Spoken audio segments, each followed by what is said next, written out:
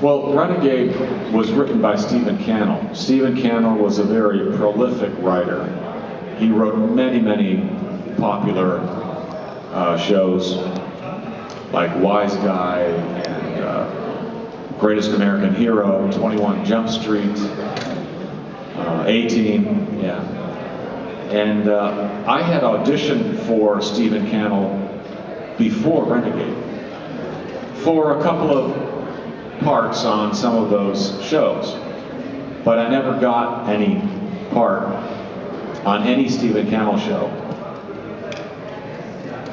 But he remembered me, and I guess he had seen a couple of my action movies that were doing very well internationally. While I was on Falcon Crest, when they took the hiatus in between seasons, I would do action movies. And these action movies became very popular. And I became sort of, I guess, sought after for action. When Stephen wrote the original idea for Renegade, it was a different title. He had tried to cast the part, but didn't find anybody that fit. So he put it on the shelf. You know, sometimes writers can't get their stories picked up by a network, and they just stick them in the desk and forget about it.